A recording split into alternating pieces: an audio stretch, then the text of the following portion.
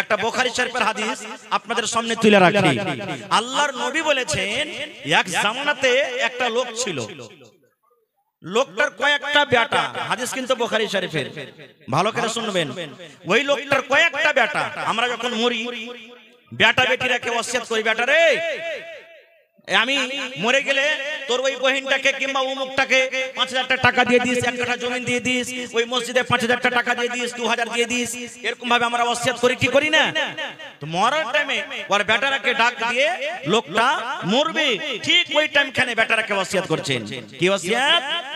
লোকটা বেটারাকে বলছেন, ও আমার বেটারা, ছেলেরা তোমরা শুনে নাও, আমি হয়তো মরে যাব, আর আমি বেশি দিন বাঁচব না। বেটারে একটা কাজ করতে হবে রে ধন, আমি যখন মরে যাব, আমার যখন শ্বাসটা বন্ধ হয়ে যাবে, আমার শ্বাস বন্ধ হওয়ার পর খবরদার খবরদার তোমরা আমাকে জমিনে দফন করিও না। মানুষ মরতে গেলে আমরা কোথায় দফন করি ভাই? কবরে, কবরস্থানে, নাকি?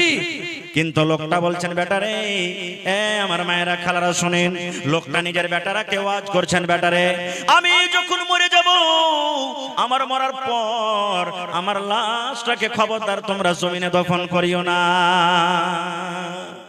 বেটারা বলছে, হাজি আব্বা, আপনার লাশটা যদি জমিনে দফন না করবো তো কি করব? বলছে, বেটারে আমার লাশটাকে নিয়ে তোরা চলে যাবি ময়দানে, মাঠে কাঠ জমা করবি, লকড়ি জমা করবি, লকড়ি জমা করবি, বাঁশ জমা করবি, কাঠ জমা করবি, আর লকড়িতে আগুন ধরিয়ে দেবে। আগুন ধরিয়ে দেওয়ার পর আমার এই লাশটাকে তোরা জ্বালিয়ে দেবে, ছাই করে দেবে, পুড়িয়ে দেবে। ছাই করার পর বেটা ধনেরা তোমরা শোনো, আমার কিছু ছাই কটাকে নিয়ে কেউ বাতাসে ছিটকে দেবে, কেউ জমিনে পুঁতে দেবে, আর কেউ কিছু ছাই নিয়ে তোরা সমুদ্রে নদীতে ভাসিয়ে দেবে। বেটারা বলছি, আব্বা গো কেন এই কাজ করব? আপনার লাশটাকে কেন ভাসিয়ে দেব গো আব্বা? কেন এরকম কাজ করব? কেন আপনি জ্বালাইতে বলছেন? এবার ওই লোকটা বলছেন, বেটারে আমি জীবনে কোনোদিন ভালো কাজ করতে পারিনি রে ধন।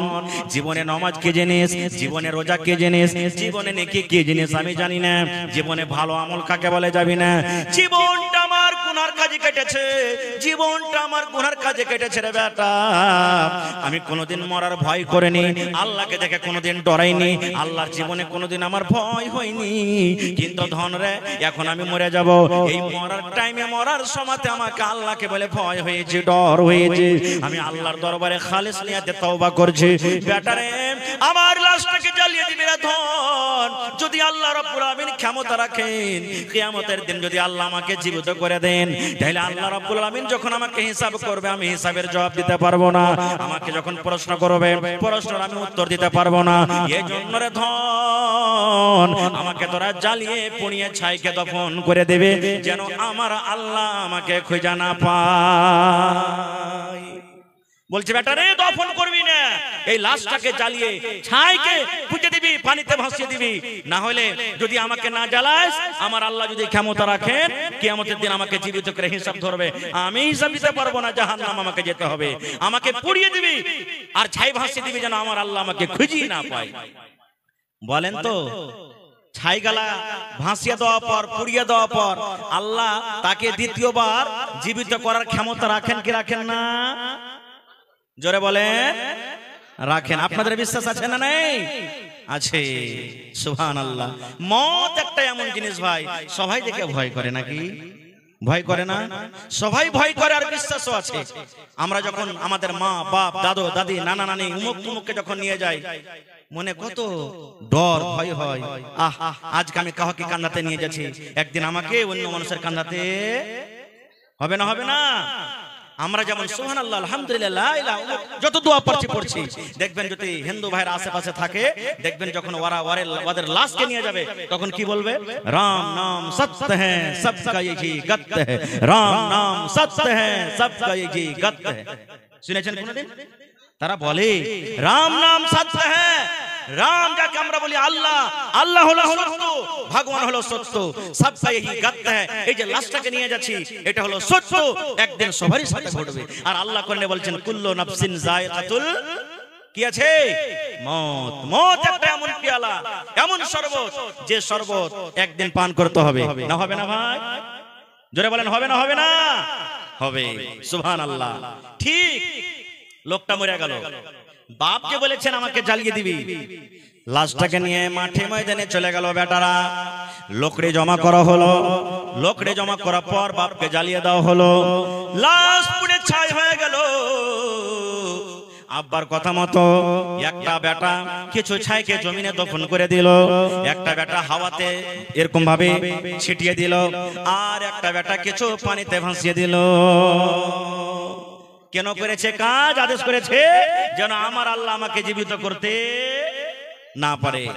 কিন্তু আল্লাহ রাব্বুল আলামিন কোরআনে বলেন, ইন্নাল্লাহা আলা কুল্লি শাইইন কাদির। কি আল্লাহ তাকে জীবিত করার ক্ষমতা রাখে না? রাখেন। আল্লাহ যদি বলেন কোন, আল্লাহ খালি মুখ দিয়ে যদি বলে দেন কোন, মানে কোন বলার সাথে সাথে ফায়াকুন মানে হয়ে বসে আছে, হয়ে বসে আছে। কোন বলার সাথে সাথে হয়ে বসে আছে।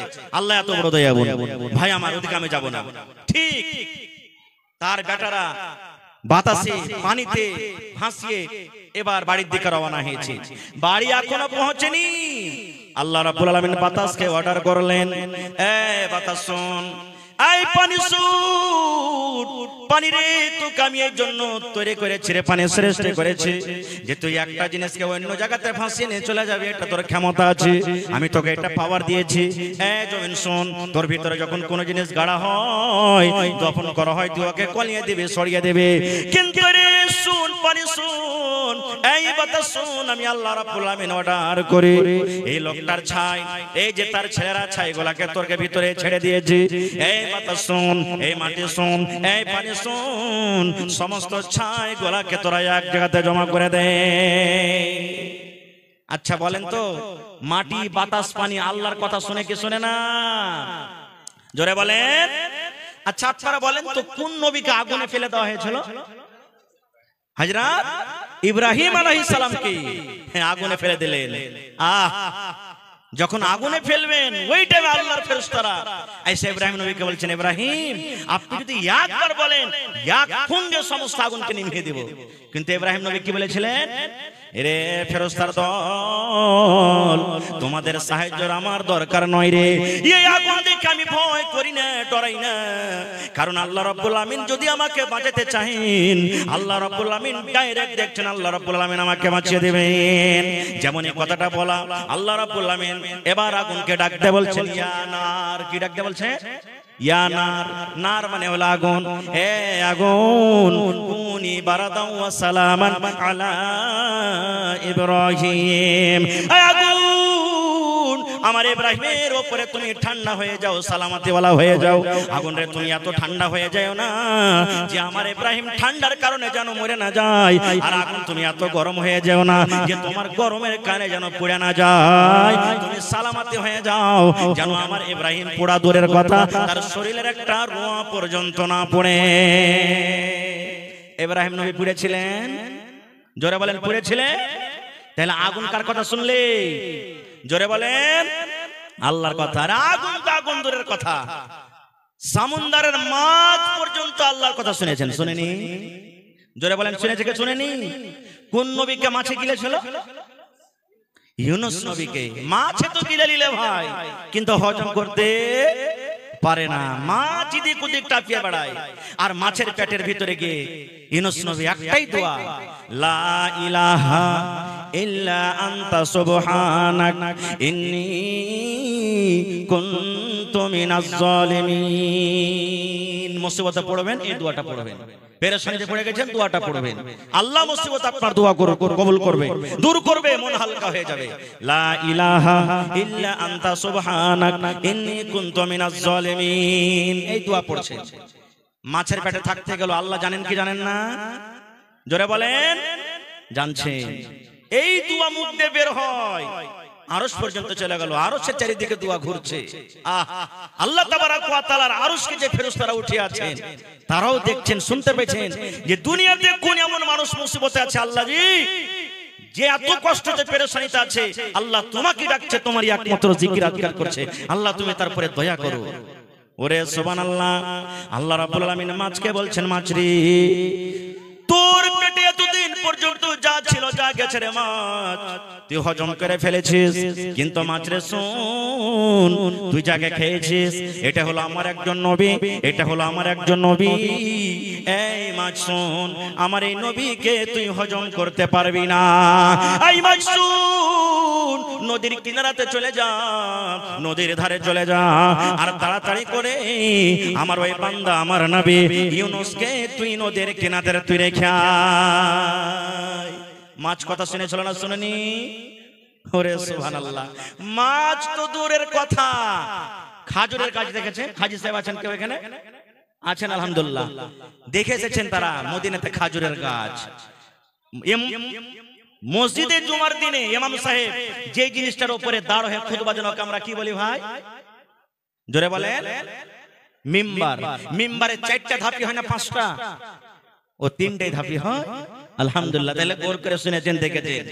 নবীজি খাজুরের একটা মিম্বার গোড়া, অত সুন্দরভাবে মিম্বার বানাছিল না তখন, ওর উপরে দাঁড় হয়ে খুতবা দিতেন। কিসের উপরে? খাজুরের। বুখারী শরীফের হাদিস এটাও, খাজুরের গোড়ার উপরে মিম্বার করে খুতবা দিতেন। এবার একটা মহিলা ঈসা রাসূলকে বলছেন, ইয়া রাসূলুল্লাহ, আমার একটা ফার্নিচার মিস্ত্রি, কাঠের মিস্ত্রি কেন ফার্নিচার বলি, ফার্নিচার মিস্ত্রি আছে, যদি আপনি অর্ডার করেন তা আপনার জন্য একটা সুন্দর মিম্বার করে দেব। রাসূল বলেন ঠিক আছে, নিয়ে এসো। এবার নতুন মিম্বার যখন আইলো তো পুরাতন মিম্বার রাখা হবে ভাই? পুরাতন মেম্বারকে সাইডে হটিয়ে দিলেন আর নতুন মেম্বার উপরে চেপে নবীজি খুতবা শুরু করলেন। ওরে সুবহানাল্লাহ, যেমনই নবী খুতবা শুরু করলেন নতুন মেম্বার উপরে চড়ে, আয় আমার হাতিনা গ্রামের মায়েরা খালারা শুনেন, নবীর কথা বলছে রে বন্ধু, কোন গল্পকে সাকাহানি নয়। যেমনই নবী খুতবা শুরু করলেন মসজিদের ভিতরে যেন কান্নার আওয়াজ শুরু হয়ে গেল। কে যেন কাঁদতে লাগলো, কিন্তু কে কাঁদছে দেখতে পাওয়া যায় না। কান্নার আওয়াজ আসছে কিন্তু কে কাঁদছে দেখা যায় না। আল্লাহ রাসূল বললেন, সাহাবীরা দেখো তো তোমাদের মধ্যে কে এমন কাঁদছো রে, কে এমন কাঁদছো, কার চোখ দিয়ে পানি ঝরে কান্নার আওয়াজ আমি শুনতে পাই।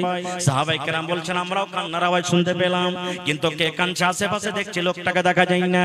এই করতে করতে আল্লাহুস সামাদ, আল্লাহ রাসূল বললেন, সাহাবীরা তোমাদের মধ্যে কেউ কান্দে না রে বাবা, কেউ কান্দে না। এই যে দেখো পুরাতন মেম্বার, যে মেম্বার উপর আমি দাঁড় হয়ে আগে খুতবা দিতাম, ওই পুরাতন মেম্বার কান্দে। খাজুরের একটা জড় লোকরি যার পরে নবীজি দাঁড় হয়ে খুতবা দিতেন, ওই মেম্বারটা কাঁদছে। বাচ্চারা যখন কান্দে তা আমরা আপনারা কি করি? বুকে জড়িয়ে দিই, হাত দিই, বেটা চুপ চুপ। কিন্তু দেখবেন যে ছেলেটা বেশি কাঁদবে, যখন যত চুপতে বলবেন ও সিস্টেম মেরে মেরে আরো হ্যাপ তুলে তুলে কাঁদবে, কাঁদে না? ওরে সুবহানাল্লাহ, নবীজি মিম্বার থেকে নেমে গেলেন, নতুন মিম্বার থেকে নেমে গেলেন। এবার পুরাতন মিম্বার কি এরকম ভাবে নবীজি সান্ত্বনা দিচ্ছে, এই মিম্বার তুমি চুপে যাও, চুপে যাও, চুপে যাও, তুমি কাঁদো কেন, তুমি চুপে যাও, চুপে যাও, তুমি কাঁদো কেন? কিন্তু নবীজি যত তাকে সান্ত্বনা দেয় ওই পুরাতন মিম্বার আরো কিন্তু কাঁদতে শুরু করে। এবার শেষকে তুলে তুলে কান্দে। নবীজি বললেন, পুরাতন মিম্বার তুমি কাঁদো কেন, কান্দর কারণটা কি, কেন তুমি কান্দো? এবার ওই পুরাতন মিম্বারের মুখ খুলে গেল, বললেন, ইয়া রাসূলুল্লাহ, ইয়া হাবিবাল্লাহ, আল্লাহর নবী গো, এই জন্য আমি কান্দি গো নবীজি।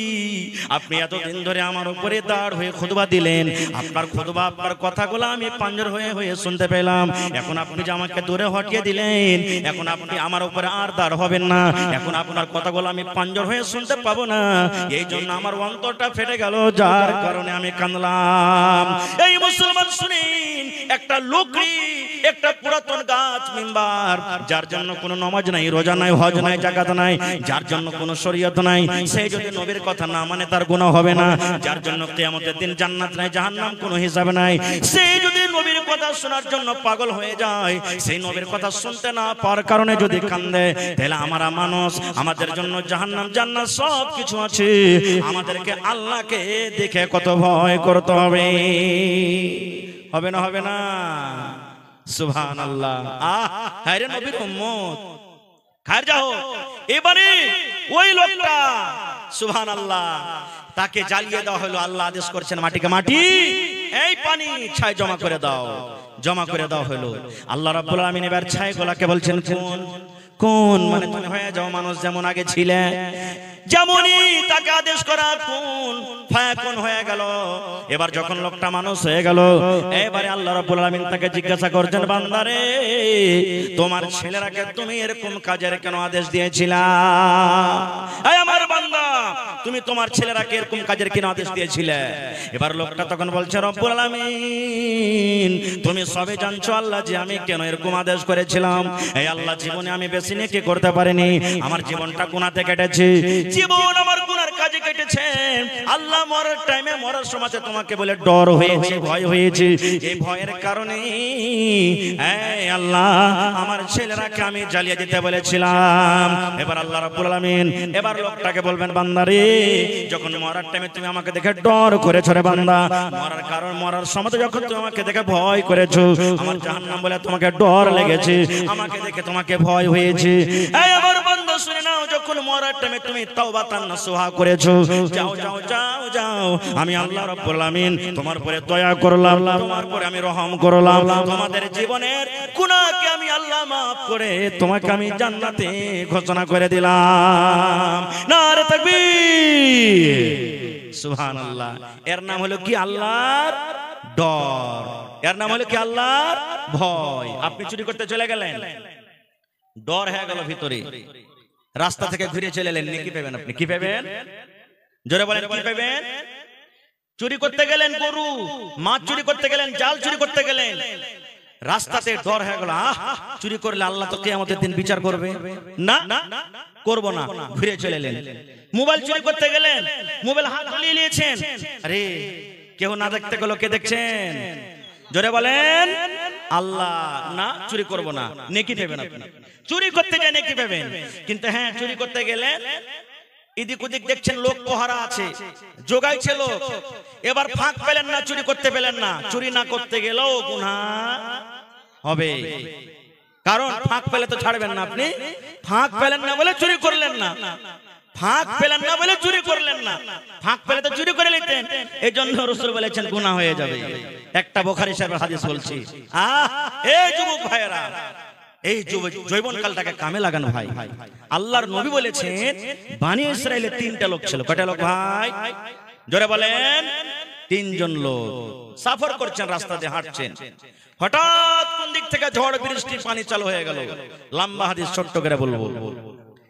পানি যদি হয়, আশেপাশে বাড়ি আমরা দেখবো না, গাছের তলাতে যাবো না, কিন্তু শুনেন, যারা বৈজ্ঞানিক তারা বলছেন যখন ঝড় বৃষ্টি হবে, খবরদার কোনো গাছের তলাতে দাঁড় হইও না, গাছের তলাতে দাঁড় হইও না, বিজলির খাম্বার পাঞ্জরে দাঁড় হইও না। যখন বৃষ্টি হবে মোবাইলে তুমি গল্প করিও না, কেন? ওই টাইম খানে সমাতে চমকা বিজলি পড়তে পারে আপনার গাছের উপরে, মোবাইলে আপনার কানেকশন আছে, আপনার ক্ষতি হতে পারে, মোবাইল ফাটতে পারে, এই জন্য মোবাইলে গল্প করবেন না। এই সমস্ত জিনিস থেকে বাঁচতে হবে। তো এবার তিনটা লোক দেখছে ঝড় চালু হয়ে গেল, আশেপাশে কোনো জায়গাতে গাঁ গ্রাম বাড়ি কিছু দেখা যায় না, কোথায় লুকাবি রে, চল। নবী বলেছেন, তিনজন লোক দৌড়াতে একটা গর্ত পেল, একটা খাল পেল, গর্ত পেল, গর্তের ভিতরে তারা ঢুকে গেল। এখন বৃষ্টি থামবে, আমরা চলে যাব, এই গর্ততে আমাদের জান বেঁচে যাবে, প্রাণ বেঁচে যাবে। ওরে আল্লাহ, আল্লাহর নবী বলেছেন, যেমনই তারা গর্তের ভিতরে ঢুকে যাওয়া, পাহাড়ের উপর থেকে একটা পাথর গড়তে ওরে সুবহানাল্লাহ, ওই গর্তের মুখ কিন্তু বন্ধ হয়ে গেল। মানুষ বলে যে যেখানে বাঘের ভয় হয়, যে তাড়াতাড়ি করে পালাবো, ওই জায়গাতে বাঘ থাকতে পারে জঙ্গলে, ওইখানেই আপনার রাইট হবে কিংবা গাড়ি খারাপ হবে। জান বাঁচাবো বলে গর্ততে ঢুকলেন, সুবহানাল্লাহ, উপর থেকে পাথর গড়তে গর্তের মুখ কি হলো? বন্ধ হয়ে গেল। এরা তিনজন গর্ততে পড়ে কইছে, আরে কি হলো রে ভাই রে, জান বাঁচাবো বলে এই গর্ততে ঢুকলাম, আর এখন গর্তের মুখ যে বন্ধ হয়ে গেল, কেমন করে বাড়াবি? এক কাজ করে ঠেল, তিনজনাতে হঠাৎ পাথরকে শক্তি লাগিয়ে তিনজনে ঠেললেন, কিন্তু এক ফোঁটা হিলল না, কিচ্ছু হলো না। এবার তারা তিনজন গর্ততে পড়ে আফসোস করে বলছে, কি ভাইরে, জীবনে বুঝি না আর মার মুখ দেখতে পাবো না, জীবনে মনে হয় আর ছেলে মেয়ের মুখ দেখতে পাবো না, জীবনে আকাশের আর মুখ দেখতে পাবো না, সূর্য চাঁদ দেখতে পাবো না মনে হয়, আর ছেলেরাকে ছেলে বলে মনে হয় আর রাখতে পাবো না, কারণ এই কবর আমাদের হয়ে যাবে, এই গর্ত আমাদের কবর হয়ে যাবে, এই গর্ততে আমরা থেকে মরে যাব, আর দুনিয়ার মুখ দেখতে পাবো না। আফসোস করে আছে। আর আফসোস হবে না ভাই? হবে না? হবে না? হবে। এবার নবীজি বলেছেন তিনজনের মধ্যে এক অপরকে বলা বলে শুরু করলো, আরে ভাই দুনিয়াতে আর কেউ নেই রে ভাই যে বাঁচাবে, যদি আমাদেরকে বাঁচায় আমাদের হেফাজত করেন কে করবেন? জোরে বলেন কে করবেন? আল্লাহ। আরে ভাই দুনিয়াতে এরকম কোন নেকির কাজ করেছিস, ওই কাজটাকে বল আল্লাহর সামনে রাখ, আর আল্লাহকে বল যে আল্লাহ এই কাজটা যদি তোমাকে খুশি করার জন্য করে থাকে, আল্লাহ এই মুসিবত থেকে তুমি বাঁচিয়ে লাও, কারণ এই পাথর আমরা হটাতে পারি না, পাঞ্জর দিয়ে কেউ চলে যায় হেঁটে, ডাকলে শুনতে পাবে না, কিন্তু আল্লাহ তো শুনতে পাবেন, এই জন্য আল্লাহর সামনে রাখ। তিনজনের কথা বলবো না, তিনটার মধ্যে একটা লোকের কথা বলবো। তিনজনের মধ্যে একজন বলছেন, ভাইরে আমার একটা কাকাতো বোন ছিল। কাকাতো বোন বুঝেন? চাচতো বহিন যাকে আমরা বলি, চাচার বেটি। বলছে ভাই আমি ওকে খুব ভালোবাসতাম, প্যার মহব্বত করতাম, তাকে খুব ভালোবাসতাম তাকে। এবার আমার ভালোবাসার কারণে এতখানি ভালোবাসা হয়ে গেল যে আমার মন একবার জাগলো, আমার মনের আকাঙ্ক্ষা উঠলো যে আমি একবার তার সাথে জিনা ব্যভিচার করব, মনের আকাঙ্ক্ষা আশাটা পুরা করব, এতখানি পর্যন্ত পৌঁছে গেলাম, কিন্তু আমার কাকাইতো বোন রাজি হয় না, আমার কথা শুনে না। একদিনকার ঘটনা, আমার কাকাইতো বোন আমার কাছে এসেছে, আসার পর বলছে ভাই রে কিছু টাকার দরকার আছে, ভাই টাকা দাও, খুবই দরকার আছে, টাকা না নিতে গেলেই হবে না। কিন্তু লোকটা বলছেন গর্ততে পড়ে, ভাই আমি কিন্তু সুযোগ পেয়ে নিলাম যে এই তালি তাল, ঠিক আছে তোকে টাকা দিব, কিন্তু একটা শর্ত আছে। বলছে কি? বলছে একবার তোকে আমার পাঞ্জরে থাকতে হবে, আমার কথা মানতে হবে। আমার কাকাইতো বোনের কাছে এমনই মজবুরি যে আমার কথাতে রাজি হয়ে গেল, কারণ তার টাকার দরকার আছে, রাজি হয়ে গেল, কথাবার্তা ফিট হয়ে গেল, অমুক দিন অমুক টাইম অমুক জায়গাতে আমাদের দুইজনের মিলন হবে। ওরে সুবহানাল্লাহ, দয়ার নবী বলেছেন ওই লোকটা গর্তে বসে বসে দুজন বন্ধুর সামনে নিজের ইতিহাস, নিজের ঘটনা বয়ান করেছেন। ভাইরে আমার কাকাতো বোনকে যেটা টাইম দেওয়া ছিল, সময় দেওয়া গেছিল, ওই টাইম হিসাবে আমার কাকাতো বোন হাজির হয়ে গেল, আমিও তাকে হাজির হয়ে গেলাম, ওই জায়গাতে দুইজন হয়ে গেলাম। এবার কথাবার্তা মতো আমরা দুইজন নিজের কাজে আমরা এগিয়ে গেলাম, কত কাছে হয়ে গেলাম। সুবহানাল্লাহ। আমার ওলামায়ে কেরাম বসে আছেন, জিজ্ঞাসা করবেন আল্লাহ রাসূল বলেছেন যেমন স্বামী স্ত্রীতে মিলন করে, পুরুষের দুটা পা, পুরুষের দুটা জাং, আর নারীর দুটা দাং, নারীর স্ত্রীর দুটা জাং, চার জাং যখন কাছে হয়ে যায়, এই চার যখন জাং, চারটা রান যখন এক জায়গাতে হয়, স্বামী স্ত্রী কতখানি কাছে হয় বুঝতে পারছেন। আল্লাহ রাসূল বলেছেন, ওই লোকটা বলছেন ভাই রে আমার কাকাতো বোনের সাথে আমি মিলন করার জন্য এত কাছে হয়ে গেলাম, এত কাছে হয়ে গেলাম, আমার দুটা জাং, আমার কাকাতো বোনের দুটা জাং, চার জাং কিন্তু এক জায়গাতে হয়ে গেল। এবার আমরা কাজ শুরু করতে যাব, এরকম টাইমে আমার কাকাতো বোন কাঁদতে লাগলো, চোখ দিয়ে ঝরঝর ঝরঝর করে পানি ঝরতে লাগলো। এইবারে আমি তাকে জিজ্ঞাসা করলাম, বোন রে তুমি কেন কান্দো? তোমার সাথে আমি জবরদস্তি করিনি, রাজি খুশিতে তুমি আমার কাছে এসেছো, কি ব্যাপার তুমি কান্দো কেন? কান্দার কারণটা কি? এবার লোকটা গর্ততে পড়ে পড়ে বলছেন, আল্লাহ আমার ভাইরা শোনো, ওই আমার কাকাতো বোন আমাকে বলতে লেগেছে, ভাই রে যে কাজটা তুমি করছো এটা ঠিক কাজ নাই রে ভাই। এই ভাই যে টিপে তুমি খোলো, যে বোতলের মুখ তুমি খোলো, এটা শুধু অধিকার আছে আমার যে স্বামী হবে, যে আমাকে মোহর দিয়ে বিয়ে করবে, আমি যার স্ত্রী হব, যে আমার স্বামী হবে, ওরে শুধু এটা হক, ওই ছাড়া দুনিয়ার এটা কোনো মানুষের জন্য জায়েজ নয়। ভাই রে তুমি যে আজকে আমার সাথে এই কাজটা করছো, দুনিয়ার কোনো মানুষ না জানতে গেল, দুনিয়ার কোনো মানুষ দেখতে না গেল, আল্লাহ জানছেন, আল্লাহ দেখছেন। এই জন্য ভাই আমি তোমাকে বলি আমার এই ঠেপে তুমি খুলিও না, আমার শুধু তুমি ব্যভিচার করিও না ভাই, তুমি আল্লাহকে দেখে ভয় করো। নারে তাকবীর। কাকে দেখে ভয় করতে বললেন? জোরে বলেন, আল্লাহকে দেখে ভয় করো। এবার লোকটা বলছেন, ভাই রে যেমন আমাকে বললেন আল্লাহকে দেখে ভয় করো, ডর করো, এত কাছে থাকা সত্ত্বেও আমি তার সাথে আর জিনা ব্যভিচার করলাম না, আর জিনা ব্যভিচার করলাম, আমি ছেড়ে দিলাম, যা বোন তোকে আজাদ করে দেব, আর যে টাকা তোকে দিয়েছিলাম সে টাকাও ছেড়ে দেব, তোকে ফেরত নিব না। এবার ঘটনাটা বলার পর আল্লাহকে বলছেন, আল্লাহ জি এই গর্ততে পড়ে আছি আল্লাহ, এই খালটাতে পড়ে আছি আল্লাহ, এই রব্বুল আমিন এই কাজটা যদি তোমার ভয়ের কারণে করে থাকি আল্লাহ, হে আল্লাহ যদি এই কাজটা আমি তোমাকে ডরের কারণে, তোমার জাহান্নামের ভয়ের কারণে করে থাকি আল্লাহ, আজকে যে মুসিবত আমরা পড়ে আছি দয়া করে তুমি এই মুসিবত থেকে আমাদেরকে বাঁচিয়ে নাও। দয়ার রাসূল বলেছেন যে যেমনই এই নিজের ঘটনাটা আল্লাহর সামনে রাখা, পাথর যেই পাথর তিনজনে হটাতে পারলো না, এক চুল পরিমাণ হটলো না, পাথর সরসর সরসর করে হটতে হটতে তিন ভাগ করে এক ভাগ পাথর আপনি ফেটে গেল। দেখলেন আল্লাহকে দেখে যদি ডরান, আল্লাহকে দেখে যদি ভয় করেন, আল্লাহ তাবারাক ওয়া তাআলা দুনিয়ার মুসিবত আমার আপনার আল্লাহ দূর করে দিবেন। যেমন এই ঘটনা থেকে আমরা বুঝতে পারলাম। আর একটু আগে চলে, আল্লাহ রাব্বুল আমিন এই পৃথিবীতে জান্নাতের অনেক নিয়ামত দান করেছেন, তার মধ্যে হলো একটা কি দুধ। দুধ হলো আল্লাহর একটা বড় নিয়ামত। আপনার এলাকাতে যারা দুধ বাড়িতে রাখছে বা বেচছে, দইয়েরকে দিচ্ছে, পানি মিশাল করে না ভাই? কিন্তু এটা গুনার কাজ, পাপের কাজ। দুধে পানি মিশাল করিয়েন না ভাই জীবনে। হ্যাঁ বাড়িতে খাইবেন মিশাল করেন, মানা নাই। 1 কিলো আছে 1 কিলো পানি মিশাল করে দেন, বাড়িতে না খাইবেন বেশি করার জন্য। কিন্তু দুধে পানি মিশাল করব আর দিয়া বিক্রি করব, বেশি ওজন হবে, টাকা বেশি হবে, এটা হলো গুনার কাজ, হারাম, এটা চলবে না। হযরত ওমর ফারুক রাদিয়াল্লাহু তাআলা আনহু যখন খলিফা হলেন, রাস্তা দিয়ে একদিন হেঁটে চলেছেন, গ্রামে গ্রামে হাঁটছেন, কে জানি কোন বাড়িতে খাবার আছে, কে পেরেশানিতে আছে, কার স্বামী বাড়িতে নাই কষ্টতে আছে, এগুলা দেখাশোনার জন্য নিজের গদ্দি নিজের সিংহাসন ছেড়ে গ্রামে গ্রামে হাঁটছেন। হাঁটতে আছেন রাতের বেলাতে। রাতে আপনি শুয়ে থাকবেন, বসে থাকবেন বাড়িতে, রাস্তা দিয়ে কে হেঁটে গেল না গেল আমি আপনি জানতে পারবো ভাই? জানতে পারবো না। রাস্তা দিয়ে হেঁটে চলেছেন, হাঁটতে হাঁটতে দেখছেন এক বাড়িতে মার বেটিতে ঝগড়া করছে, কথা বলা বলি হয়েছে। কি কথা? মা বলছে বেটিকে, বেটি রে আরে যা দুধ খানে পানি দিয়ে দেখা, খানিকটা বেশি করে দে। মা বলছেন বেটিকে, বেটি যা দুধ খানে পানি মিশাল করে দে, দুধ খানে পানি মিশাল দিয়ে দিবি তো বেশি হবে, ওজন হবে। এবার বেটি কি বলছেন, মাগে কেমন কথা বলছিস, দুধে কি পানি মিশাল করতে হয়?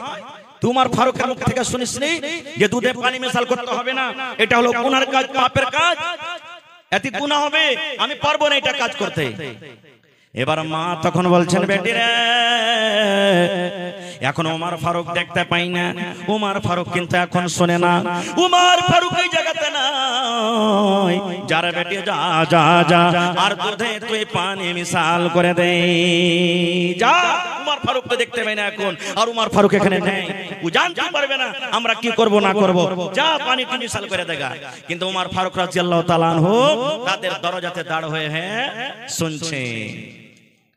এবার সুবহানাল্লাহ, এই আমার মায়েরা খালারা, বেটিরাকে পড়ান, বেটিরাকে যদি পড়াবেন সমাজ থেকে বুরাই শেষ হবে, সমাজ থেকে যেগুলা বেধর্মী কাজ, শরীয়ত বিরোধী কাজ আস্তে আস্তে দূর হয়ে যাবে।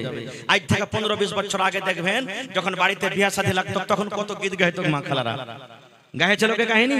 আর এখন আস্তে আস্তে ঘরে ঘরে পড়ালেখা হয়েছে, এখনকার বেটি ছেলে গেলা বলেন যে 5টা গীত গাহা, হিম্মত নেই গাইতে দিবে, মানে জানে না পড়া আসতে গেলে বুড়াই আপনি আব্দুর হবে। এবার মার কথা শুনে বেটে বলছেন, মা গে আমি এটা কাজ করতে পারবো না গে মা, এটা কাজ আমার দ্বারাতে করা হবে না। বলছে মা গে উমর ফারুক যদি জানতে না পারে গে মা, উমর ফারুক যদি দেখতে না পায়, তাহলে যেটা উমর ফারুকের রব, যেটা আমার রব আল্লাহ তিনি দেখছেন। উমর ফারুক যদি জানতে না পারতে গেল আল্লাহ জানছেন, উমর ফারুক যদি দেখতে না পায় তো আল্লাহ দেখছেন। এই জন্য মা আমি এটা কাজ করতে পারবো না। কথাবার্তা শোনা পর চলে গেলেন বাড়ি। ভোর হলো, একটা লোককে বলেন, হাই ও ওই উমুক বাড়ির একটা মেয়ে আছে, ওকে ডেকে নিয়ে এসো আমার দরবারে যাও।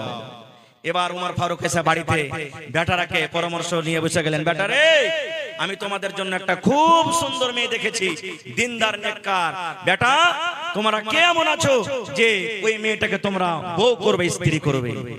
সুবহানাল্লাহ, এই দিনদারি নেককার দেখে হযরত ওমর রাদিয়াল্লাহু তাআলা আনহু যিনি আমিরুল মুমিনিন, মুসলমানের রাজা, সুবহানাল্লাহ, তার দিনদারি দেখে তাকে বউ করে নিলেন। আজ আমরা করব ভাই, বহু দেখতে গেছি, আইবারিকে বলে দিয়েছি ভাই 4 লাখ টাকা ডিমান্ড আছে, কিন্তু 3.5 লাখ টাকার কম রিস্তা হবে না ভাই। কত লোককে বলছি আমি মৌলভী সাহেব মানুষ, আমার তো কোনো পয়সা কোটির কোনো লাভ নাই, ডিমান্ড নাই ভাই। বড় বেটা জানে, যা জানে ওই করবে, সব বড় যা ওই জানে, ও যা করবে তাই করবে। এই দেখেন ভাই, এই ফোন যেই যেটা এমন জিনিস, যাতে একটা মৌলানা চলে গেছে, তার ভিতরে হাজী সাহেবও চলে গেছেন, নামাজিও চলে গেছেন, বেনামাজিও চলে গেছেন, সব আমরা খেয়ে গেছি। তবে সবাই নেই, আল্লাহর বান্দা এখনো দুনিয়াতে আছে যে বিনা টাকাতে বিয়ে করছে। নেই, মেলায় আছে এরকম, দুনিয়াতে মেলায় আছে ভাইরে। এই জন্য আল্লাহর যদি ভিতরে ডর থাকে, মানুষ পাপের কাজ করবে না। একটা ঘটনা আপনাদের সামনে আর তুলছি, বাস 5 মিনিটে ঘটনাটা বলবো। আল্লাহকে দেখে কেমন করে ডর করবেন।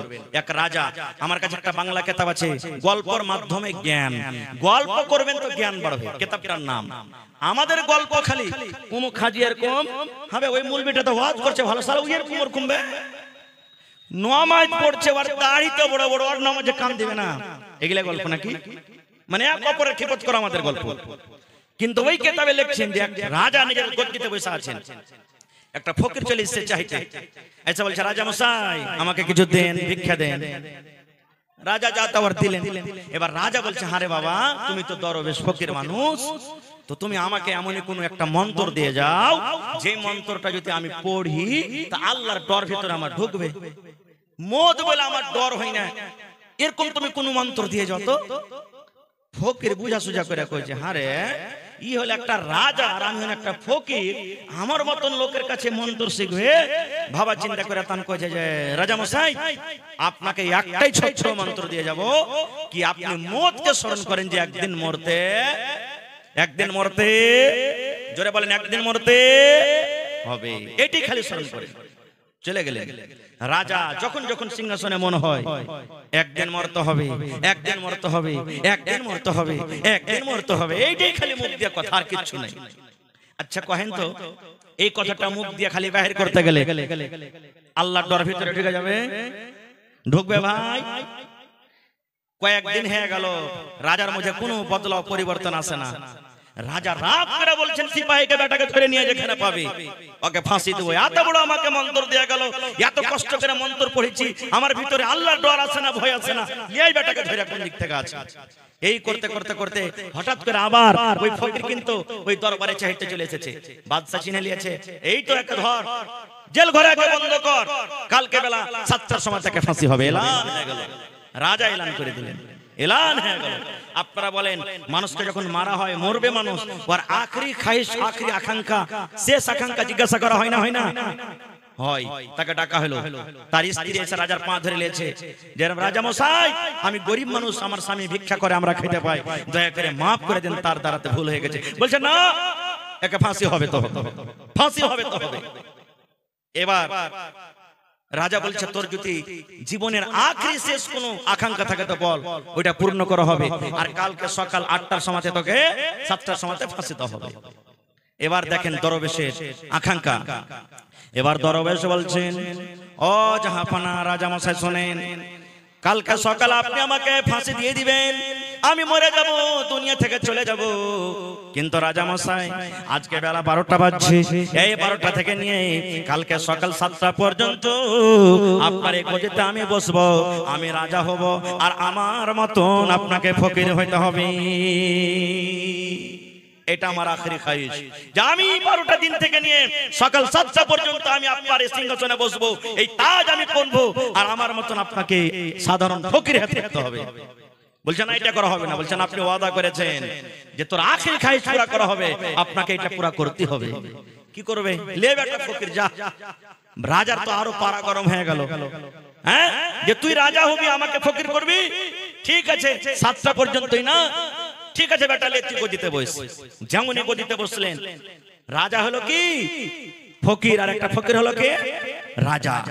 যেমনই সিংহাসনে বসলেন, পট করে একটা উজিরকে বলছেন, এই দুনিয়াতে ঢোল পিটা দাও, যাও দুনিয়াতে কোন গ্রামে এমন একটা 18-20 বছরকার একটা যুবতী সুন্দর মেয়ে ছেলে, যার রূপের কোনো কমি নাই, ওকে ধরে নিয়ে এসো, ধরে নিয়ে এসো, ওকে যাও। চলে গেল একটা সুন্দর মেয়ে ছেলে। আপনারা জালসা করেছেন, জিলাপিওয়ালা এসেছে, পাঁপড়ওয়ালা এসেছে, আইসক্রিমওয়ালা এসেছে, আচ্ছা জানাসনি এরকমই ঘটনা ঘটেছে। কত লোক কত কি বিক্রি করতে এসেছে, আর একটা লোক মুখ ফালি চিনিয়া বাদাম বিক্রি করতে এসেছে। ভাই ট্রেনে দেখবেন যারা দিল্লি সফর করেছেন, চিনিয়া বাদাম বেচবো তা আধখানি মুখ দিয়ে কথা কইবে, আধখানি চিনিয়া বাদাম টাইম পাস বলে না। হ্যাঁ, ও এরকম করতে করতে মজলিস হাজির হয়ে গেছে। এবার ওই নতুন রাজা যে ফকির বলছে একটা হুজুর, এই বেটাকে ধরো, একে জেলে বন্ধ করো, কালকে 6টার সময় থেকে ফাঁসি হবে। আমার এটা আদেশ, আমাকে সাথে হবে, একে কাটাতে হবে, 6টাতে হবে। যাও ধরো, একে জেলে বন্ধ করো। ওই কটকটিওয়ালা মুখ ফালিওয়ালার স্ত্রী এসে পা হাতলে পড়ে গেছে, জাহাপানা মাফ করে দেন, আমি গরিব মানুষ, মাফ করে দেন। বলছে না, একে 6টার সময় ফাঁসি দেওয়া হবে। জেলে বন্ধ হয়ে গেল, সন্ধ্যা হয়ে গেল। সুন্দরী মেয়ে ছেলেকে বাদশার সামনে হাজির করে দেওয়া হলো। এবার নতুন রাজা ওই মেয়ে ছেলেটাকে বলছেন, ও আল্লাহর বান্দি, তোমাকে একটা কাজ করতে হবে। বলছে এখন কয়টা বাজলো? বলছে এখন সকাল, এখন সন্ধ্যা 6টা হয়ে গেল। বলছে আল্লাহর বান্দি, এই জেল ঘরে, ঘরের ভিতরে একটা চিনিয়া বাদামওয়ালাকে বন্ধ করা আছে, একটা কটকটিওয়ালাকে বন্ধ করা আছে। রে আল্লাহর বান্দি, একটা চিনিয়া বাদামওয়ালাকে ঘরের ভিতরে বন্ধ করে দেওয়া হয়েছে। সকাল 6টার সময় তাকে ফাঁসি দিয়ে দেওয়া হবে, সকাল 6টার সময় তাকে ফাঁসি দিয়ে দেওয়া হবে। আয় আল্লাহর বান্দি, এখন সন্ধ্যা 6টা থেকে নিয়ে সকাল 6টা পর্যন্ত একবার তার সাথে তোমাকে জেনে ব্যভিচার করতে হবে, তাকে তোমার রূপে, তোমার মায়ার জালে তাকে ফাঁসাইতে হবে। যাও ওই ঘরের ভিতরে তুমি চলে যাও, যত টাকার দরকার তোমাকে টাকা দেওয়া হবে, কিন্তু তোমার রূপে একবার তাকে নিয়ে আসতে হবে, তোমার জালে তাকে একবার ফাঁসাইতে হবে। ভাই, সুন্দরী মেয়ে ছেলের জাল থেকে বাঁচাটা সহজ যে ভাই, বাঁচাটা সহজ। সুবহানাল্লাহ, ইমাম ডগমগি যাবে ভাই, হবে না? ইমাম ডগমগি যাবে, সুবহানাল্লাহ। এবারে পাঠিয়ে দিলেন ঘরে কটকটিওয়ালা, কেহ নাই, অন্য মানুষ। আর এই মেয়ে ছেলেটাকে সুন্দর ভালো কাপড় পিন্দে ঘরের ভিতরে ঢুকিয়ে দিলে। আর রাজা বলে দিলেন, এই আল্লাহর বান্দি, যত টাকার তোমার দরকার সকলে তোমাকে মোহমাঙ্গা টাকা দিয়ে দিব, কিন্তু একটা কাজ তোমাকে করতে হবে, কি? যে এই সন্ধ্যা 6টা থেকে নিয়ে সকাল 6টা পর্যন্ত একবার তোমাকে নিজের জালে তাকে নিয়ে আসতে হবে। মেয়ে ছেলেটা হাসছে, বলছে আল্লাহ যত আমাকে রূপ দিয়েছে, 1 সেকেন্ডের কাজ এটা, আমার 1 মিনিটের কাজ। যে ঠিক আছে যাও। তারা দুজন চলে গেল। এবার নতুন রাজা পুরাতন রাজাকে বলছে, রাজা মশাই, আজ আপনাকে বিছানা শুতে দেব না, চলেন আমার সাথে। বলছে কোথায়? বলছে আমরা ওই ঘরের ভিতরে একটা জানালা আছে, একটা সুন্দর একটা ছেত্র আছে ছোট্ট করে, ওই ছেত্র দিয়ে আমরা দেখবো যে তারা দুজন ঘরের ভিতরে কি করছে। হ্যাঁ, পুরাতন রাজা বলছেন, আল্লাহ তোর চক্করে পড়ে কি ভেজাল লাগলো। ঠিক আছে চল। চলে গেল। ওরা কিন্তু দুজন জানে না ঘরের ভিতর থেকে যে দুইজন রাজা আমাদেরকে দেখছে। এবার ওই মহিলা, ওই বেটি ছেলেটা, এবার ওই ছেলেটাকে বলছে, রে চিনিয়া বাদামওয়ালা, এই কটকটিওয়ালা, আমি একটা সুন্দর মহিলা, সুন্দর বেটি ছেলে, আয় তুই আমার কাছে একবার আয়, আমার কাছে তুই আয়, আমার সাথটা তুই নিয়ে নে, আমার কাছে থেকে তোর মনের আকাঙ্ক্ষাটাকে একটা পূর্ণ করে নে। এবার চিনিয়া বাদামওয়ালা বলছেন, না না না না না না, আমি এটা কাজ করতে পারবো না, আমি তোমার সাথে যাব না, আমি তোমার কথা শুনবো না। এই করে করে রাত 2টা হয়ে গেল, 3টা হয়ে গেল, ফজরের আযান হয়ে গেল।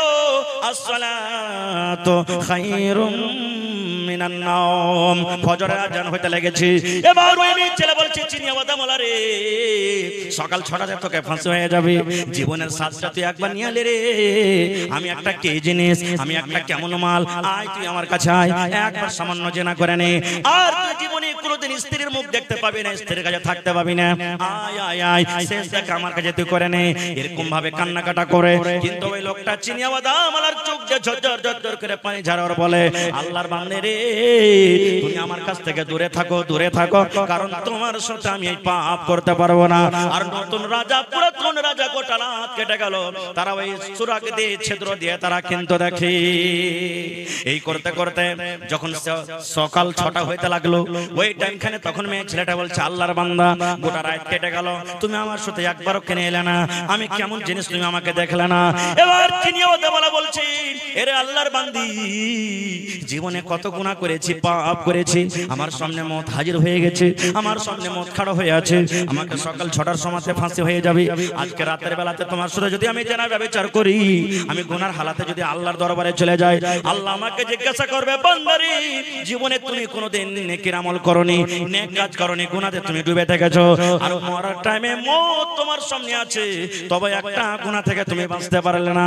না না, আমি এটা কাজ করব না, আমি জীবনে কত গুনাহ করেছি, কি করেছি আল্লাহ জানে, আমি আল্লাহর কাছে মাপ চাই, আর আমি মতকে সামনে দেখে আল্লাহর ডরে, আল্লাহর ভয়ে তোমার সাথে আমি জেনা ব্যভিচার করতে পারবো না। রাত কেটে গেল, 6টা হয়ে গেল। এবার নতুন রাজা বলছেন পুরাতন রাজাকে, রাজা মশাই সিপাহী একটা পাঠিয়ে দেন আর বলেন যে তারাকে আজাদ করে দেওয়া হবে, আর ফাঁসি দেওয়া হবে না।